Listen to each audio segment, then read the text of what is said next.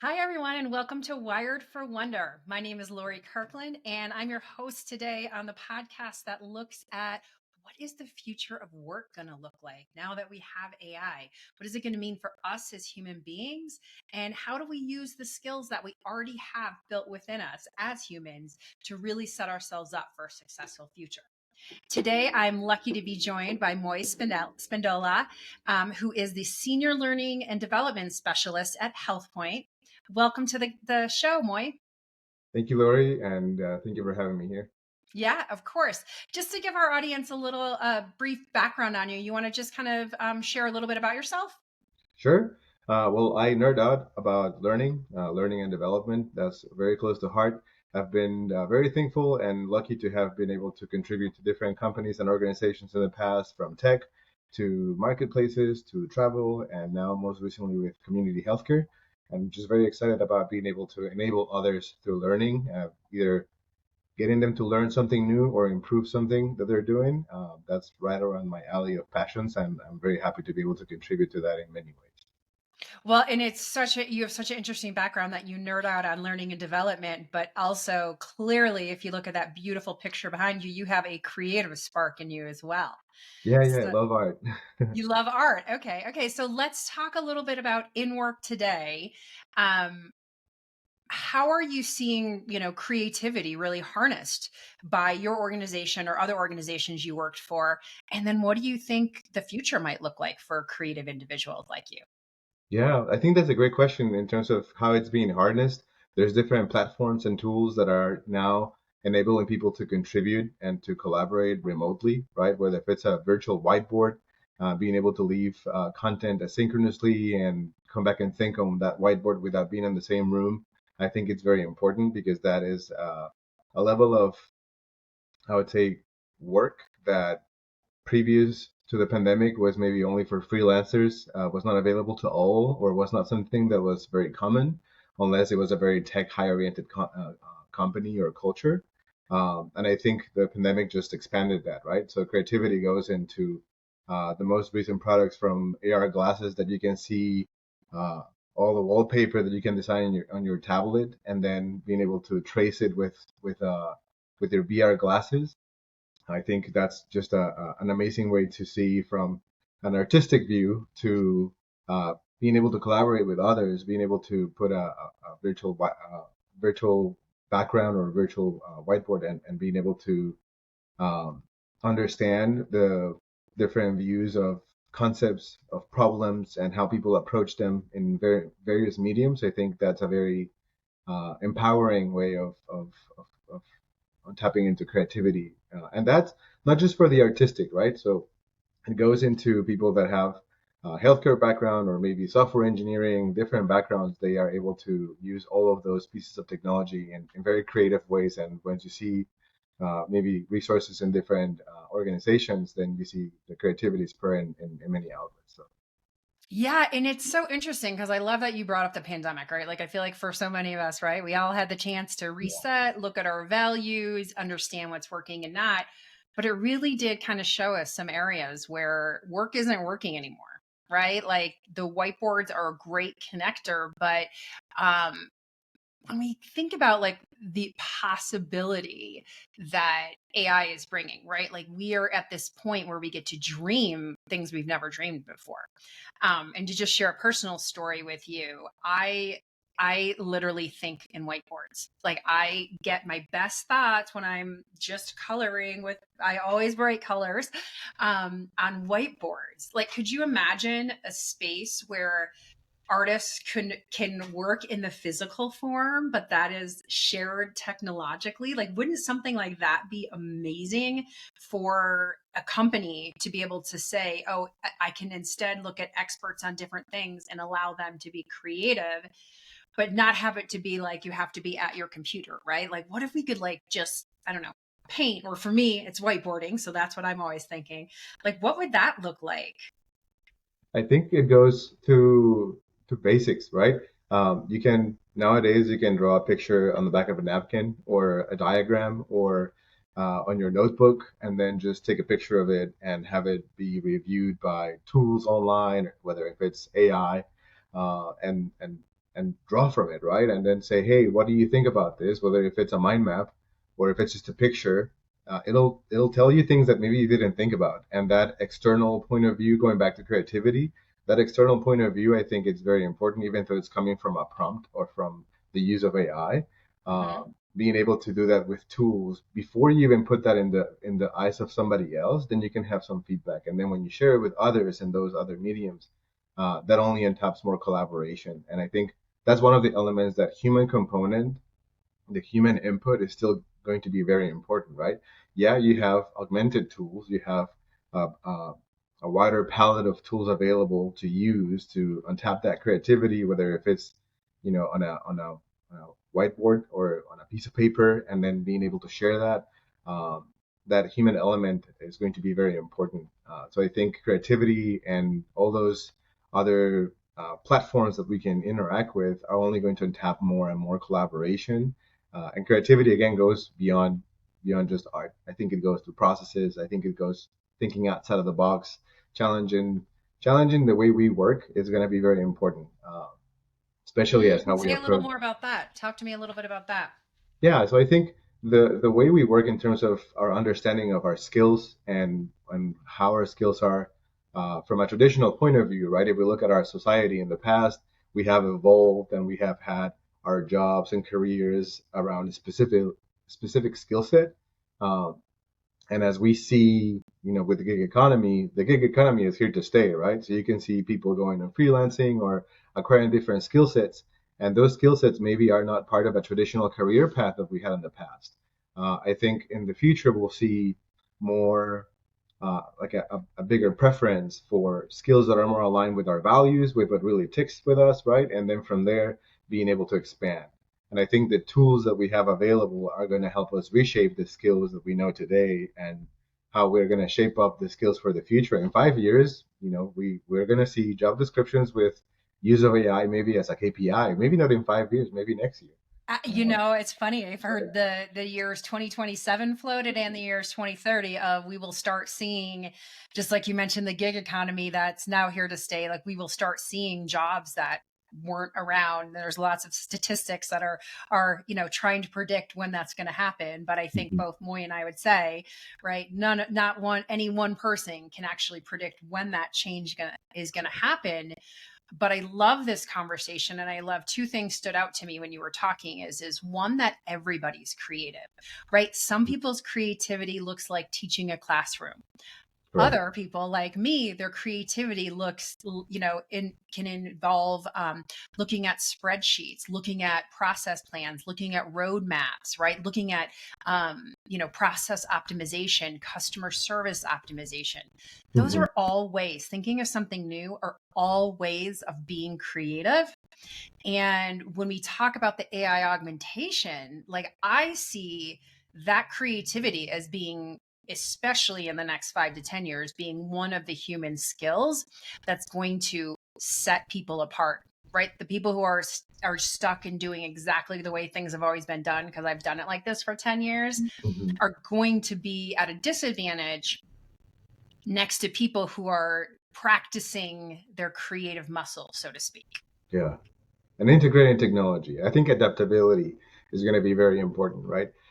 We see it with email, right? In the past, email was a new thing. Mm-hmm. Nobody, I mean, well, everybody's using it now, but not everyone started using it right away. Same thing with cell phones, and now cell phones and computers and email are everywhere. And I think the AI wave that we're seeing now is not only here to stay, but is also going to be augmented as well. And as Yeah. you said, nobody has the answer right now. I think we have really good ideas as to where it could head based on our own understanding, right? Our own competence evaluation.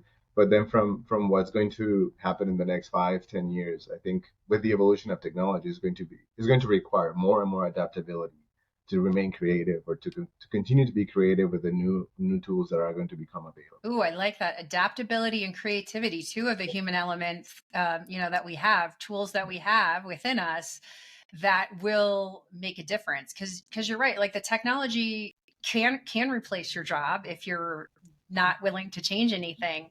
But if you are willing to look at, okay, how can I be creative and how can I augment with AI, right? we can set ourselves up for more possibility. And then just because we're in a changing environment, right? That also, that adaptability becomes key to know that, we live in a world where today everybody likes to make predictions and have very, very certain pathways. We're at an exponential point of change, right? So what Yeah. we think might happen, who knows? It's going to be us beautiful humans that actually use our creativity to decide what are we going to use all of this quick, the speed of the change is awesome, but it's going to be what the humans value that actually does make a difference. When you were talking, the second thing you mentioned was collaboration, right? You, as a learning and development specialist, probably think about this more than the rest of us. But what are areas that you see around that people might be good or bad at around collaboration? Or do you have any ideas, right, on how that skill set might change for humans as we go forward with all of this adaptability that we're going to be practicing? Yeah. I think I can draw a couple of ideas from that. One, collaboration is a very important thing in many organizations, in all organizations, right? The power of many is always greater than the power of one. And I think when we think about our competence level, our understanding of the world and maybe things that we know, and then in my area of expertise and learning, many people would tend to think, you know what, I can put together something and then use it and share.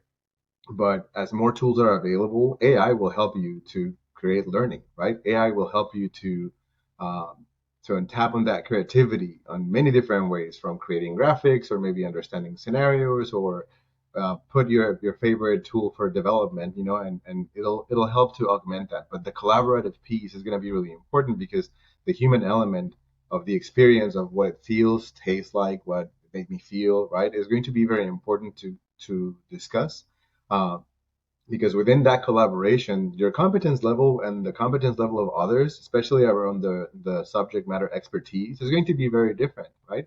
You will Mm-hmm. bring the lens that you have expertise on, but it'll be different from the lens of expertise of other individuals, right? So in the medical field, like I'm not going to be as knowledgeable in some topics that as doctors or providers would be, or other teams that provide support to our operations groups, right? Or in other companies like software engineers.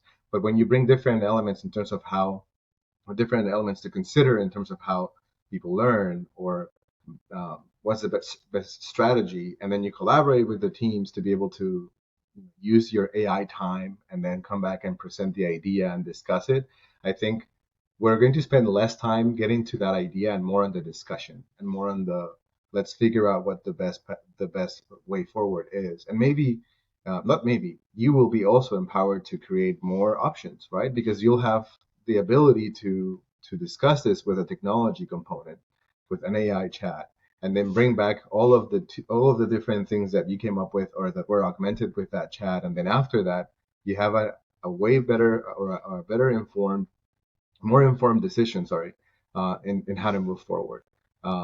And that will show. It will show on the quality of your conversations, will show on the quality of the output, right? And then as you move and you iterate and you continue to look back and say, okay, what did we learn from that scenario, or what did we learn from this piece of content?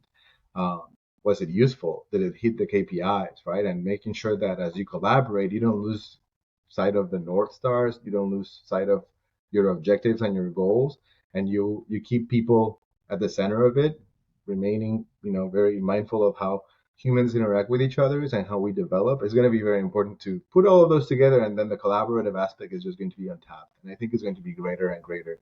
uh, Many would fear AI replacing jobs, and yeah, AI will replace and has already replaced jobs. We just maybe don't see it as much, but it'll also create more opportunities, right? And I think on that adaptability, as we go back to that term, as we remain adaptable and as we learn new technologies and we learn how to best use them to interact with others, that's going to help us to become successful as well.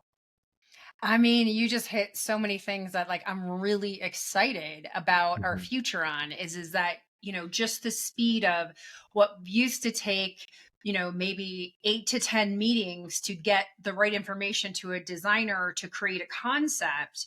The speed of AI means you can get your ideas out there and start getting input and feedback. Cause I think, you tell me if you agree with this. I think any designer would, right? The very rarely are the really good ideas done on the first draft, right? It's Yes. probably 0.0001%, right? It's really about your iterations. And we're in this time where now we get the iterations can come faster. So we can actually, instead of getting stuck on one solution because we took 3 to 6 months to get there, we actually can go way further or deeper into our ideas, Mhm. which to me is like really exciting because it opens up this whole possibility um, of right the unknown of things we haven't even thought yet, but this great opportunity to actually use that to help humanity, to help the humans that you were talking about who should sit at the center.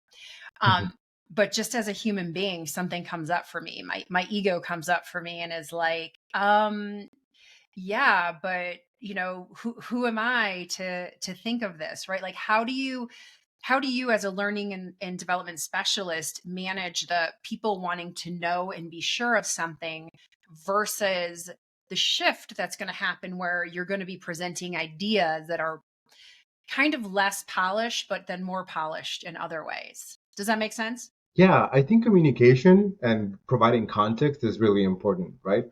So if you present a concept with just a definition, but then you provide the context behind it and maybe more background information, maybe data, right? Data is going to be key in many aspects. And I see many job postings shifting towards data, right? And the Mhm. use of technology that goes with data analytics and um, data science. But going back to that point, I think bringing everyone up to speed and providing that context and using communication in an effective way and in a really purposeful way, right? Communicating with purpose is going to be very important. Uh, so that it is also equitable. You are able to bring people forward with you and not just present ideas and always try to be the winner, right? And I think that's a mentality Yes. that is going to be very important, that we bring people along and we can all be winners, right? It's going to be a disadvantage for everyone if we don't do it equitably. And I think technologies and tapping into that and bringing human design or design that is human centered is going to be even more important for processes, for learning, for organizations being developed. So I think that's how I see that bridged. I mean, I love that too, because so I've been in software for 25 years, Mhm. and I can assure you that probably at least 50% of every project that is built is on the people side of it, right? Like you have to get the organization to understand, you have to get the customers to understand. So the more human centric you are, the more successful you are. And I think as we go, when I was hearing you talk, what I was thinking is that okay, as leaders, part of our shift with not only using AI is going to be being more open Mhm. to contribution, right? Which really, as a human being, like I feel good that you're on my podcast contributing to me, right? You feel good that you get to contribute, right? Like it's a very human thing, but we haven't really been playing that as much in the workplace, right? In a lot of the kind of hierarchical foundations that we really have had in the workplace, it's kind of like, no, just do what I say or just do this solution. But we're gonna, as humans, it's going to shift as leaders, as individuals, as just anybody creating anything. We are going to have to make a shift in our ability to accept feedback, to Mhm. accept that you're at a different stage. So you're not going to know as much, but at the same time, you're going to know probably way deeper than you ever have in the past because of the AI augmentation, what's going to be there. So when I heard you talking, that really comes up for me of like, oh, right. As individuals, we need to start being more open and less knowing or less worrying about being right so we can get to the place where Right. just like in nature, everybody wins and works together and it's not just one person anymore or one idea, right? Where it is much more of a collective effort and we could do some pretty amazing things for humanity. Yeah. Remove the silos and open for feedback. And I think feedback is such an important thing. I've heard many times feedback is a gift, right? So try and take it for what it is. Don't put the personality behind or in front of it. Try and learn of it as most as you can. And I think if you accept feedback, just as you were saying, it'll help bring people together. it'll helping people forward in many organizations. Man, tearing down silos. I don't know a person who hasn't been like, what would be better and faster is if we could just break some of these very, very rigid processes that this department has versus very rigid processes that another department has.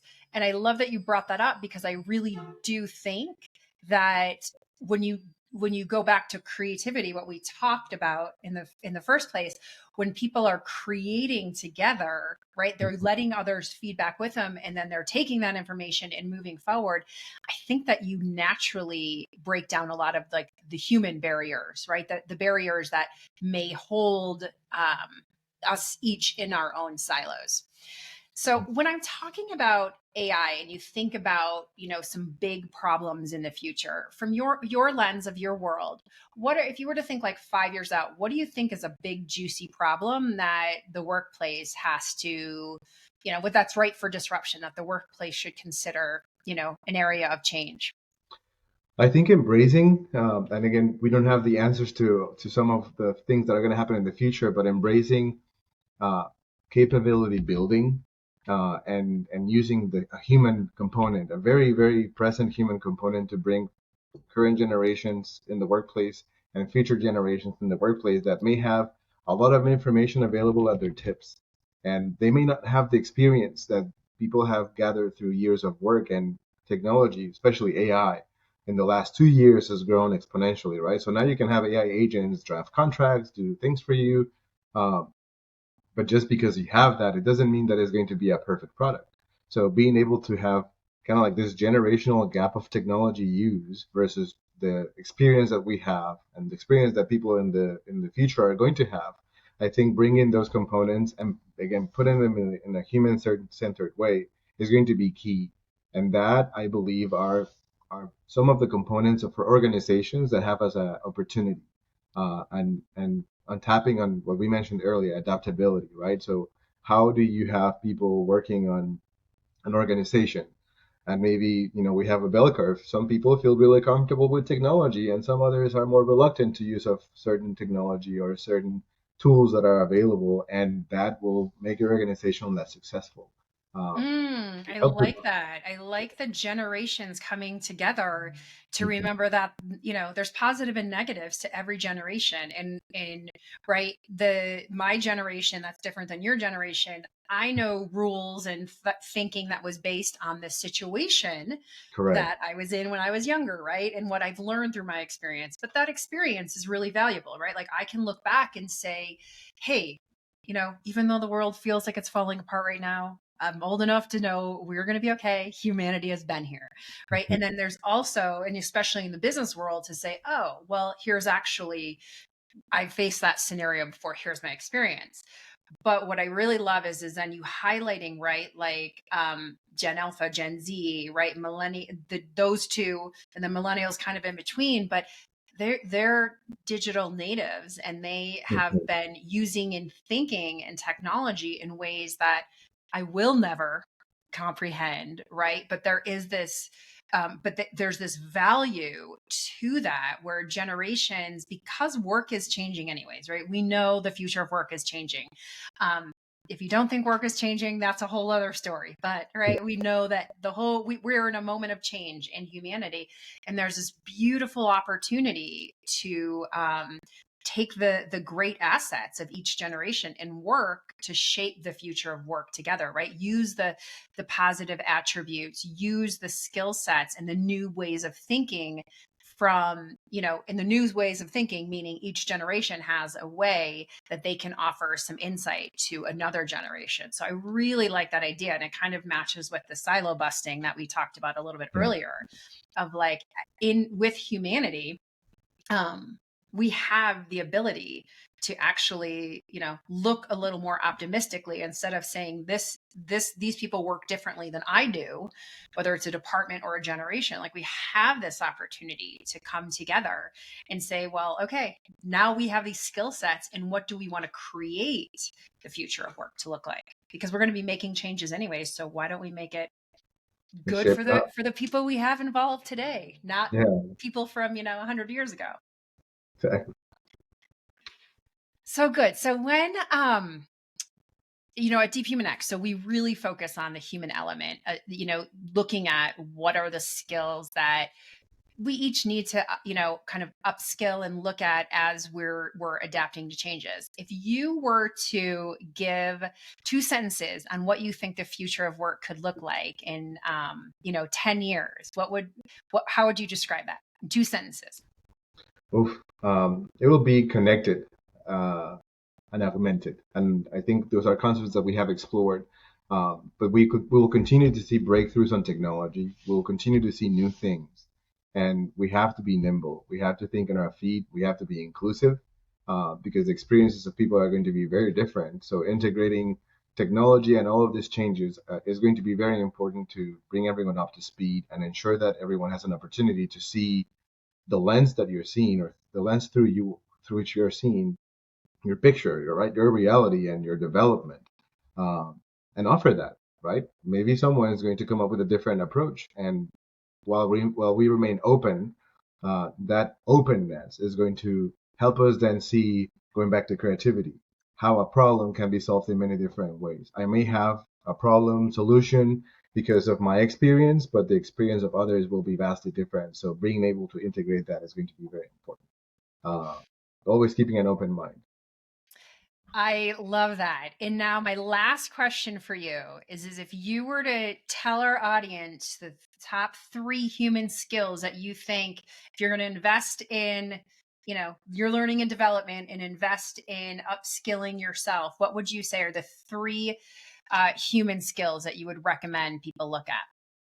Your emotional intelligence will be one, and I think the first one, because that helps to really regulate what we feel and think from concepts that are foreign to us and things that we don't know. So sometimes we may feel threatened or nervous, right? But being emotionally intelligent and being able to understand where people are coming from, and then really adapt our thinking, right, to that of others is going to be very important.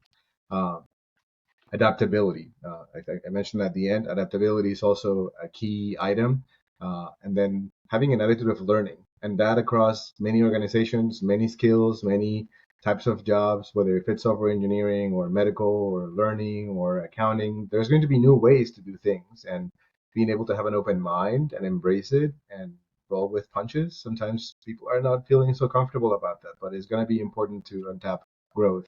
A great leader that I learned a lot from mentioned that we feel vulnerable, right? And when we're the most vulnerable, that's when we have a lot of growth come out. So, you know, that's what I would Isn't say. that funny? That's a great line because it is funny. The hardest moments where we feel the most vulnerable, like we don't know, is actually when some of the greatest thinking actually happens and you take the greatest leaps. Well, Yeah. the good news is for everybody, right? We are all at the same level of we don't know where this is going to go, and we are all in a changing period. So I love your suggestion. And Moi, I want to say thank you for being on the podcast today. Thank you.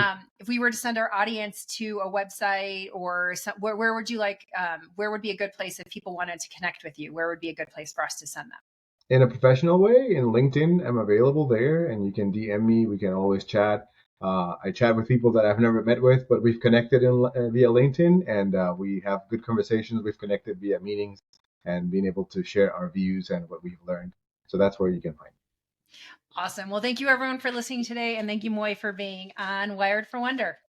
Thank you, Larry.